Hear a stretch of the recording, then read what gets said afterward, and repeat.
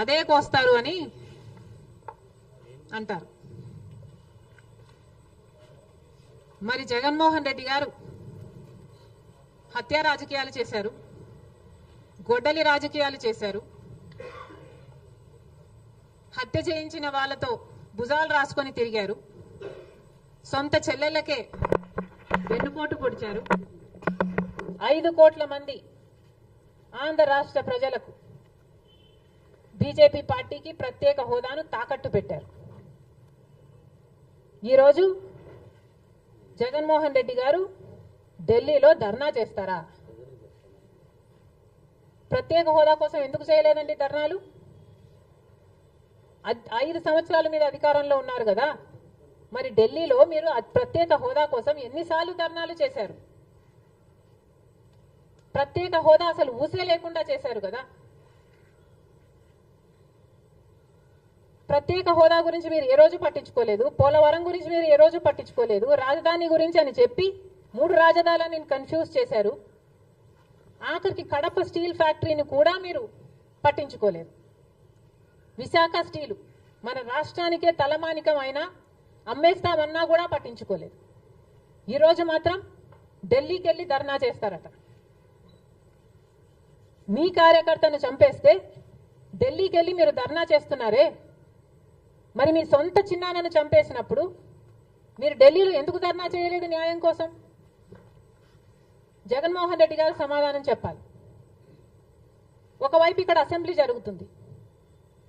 Assembly జరుగుతున్న సమయంలో మీరు అసెంబ్లీలో ఉండకుండా ఉండే ధైర్యం మీకు లేక ఇలా సాకులు వెతుక్కొని మీరు ఢిల్లీ వెళ్తామంటున్నారే, అంటే అసెంబ్లీలో ఏ బిల్లు ప్రవేశపెట్టినా అది ప్రజలకు వ్యతిరేకమైన అది పాస్ అయిపోవాలనా? మీరు ఉన్నదే 11 మంది, కనీసం ఆ బిల్స్ మీద డిస్కషన్ మీకు అవసరం లేదా? మీరు కొట్లాడాల్సిన అవసరం లేదా? ఏం ఆలోచన చేస్తున్నారు జగన్మోహన్ రెడ్డి గారు? అసలు ఈ వెనుకొండలో జరిగిన హత్య కూడా పొలిటికల్ మర్డర్ ఇది కానే కాదు, ఇది వ్యక్తిగత మర్డర్ అని కూడా అంటున్నారు కదా. మేము ఏదో సాక్షి మీడియానో లేకపోతే టీడీపీ మీడియానో పట్టుకొని మాట్లాడటం లేదు.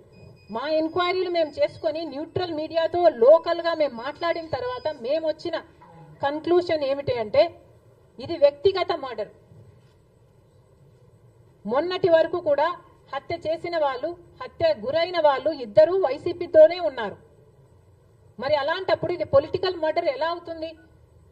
ఈ పొలిటికల్ మర్డర్ అని మీరు చెప్పి మీరు ఢిల్లీకి వెళ్ళి ధర్నా చేస్తున్నారా? దేనికి? మీ ఉనికి కాపాడుకోవడం కోసం, మీ పార్టీ కోసం అని చెప్తున్నారు. ప్రజలు ఏం ఆలోచిస్తారు? ఈరోజు వరదలు వస్తున్నాయి మన రాష్ట్రంలో, వారిని వెళ్ళి పరామర్శించాలని మీకు అనిపించలేదు. కానీ వ్యక్తిగత మర్డర్లో మీ పార్టీకి సంబంధించిన 2 కొట్టుకొని చచ్చిపోతే ఈరోజు మీరు ఢిల్లీకి వెళ్ళి ధర్నా చేస్తారా? ప్రజల కోసం మీరు ఎందుకు నిలబడలేదు? మీ పార్టీ వాళ్ళు ఓటేస్తే మీరు గెలిచారా? మీ పార్టీ వాళ్ళ కోసమే మీరు ముఖ్యమంత్రి అయ్యారా? 5 సంవత్సరాలుగా మీరు ప్రజల కోసం పనిచేయలేదు, కానీ ఈరోజు ఢిల్లీకి వెళ్ళి ధర్నా చేస్తారట. సిగ్గుండాలి కదా. కానీ ఈ విషయంలో పోలీసులను కూడా అడుగుతున్నాం. నడి రోడ్డు మీద ఇలా హత్యలు చేసుకుంటుంటే పోలీసులు ఏం చేస్తున్నారు? ఆంధ్ర రాష్ట్ర పోలీసులుగా మీ బాధ్యత కాదా లా అండ్ ఆర్డర్ మెయింటైన్ చేయడం? ముఖ్యమంత్రి గారు, డిప్యూటీ ముఖ్యమంత్రి గారు చంద్రబాబు గారు, పవన్ కళ్యాణ్ గారిని కూడా ప్రశ్నిస్తున్నాం. మీ హయాంలో నడి రోడ్డు మీద ఇలా మర్డర్లు జరిగితే మీరు బాధ్యులు కారా? మీకు ఆపాల్సిన బాధ్యత లేదా? లా అండ్ ఆర్డర్ ఉన్నట్టా చచ్చిపోయినట్టా మన రాష్ట్రంలో? మళ్ళీ చెప్తున్నాం, మీరు జోక్యం చేసుకోండి, ఇలాంటివి కాకుండా చూసుకోండి. పోలీసులు కూడా అప్రమత్తంగా ఉండాలి. ఈ లా అండ్ ఆర్డర్ సిచ్యువేషన్ ని కంట్రోల్ చేయాల్సిన బాధ్యత పోలీసులకు ఉంది, ముఖ్యమంత్రికి ఉంది, డిప్యూటీ చీఫ్ మినిస్టర్కి ఉంది. దయచేసి మళ్ళీ ఇలాంటివి జరగకుండా చూడండి.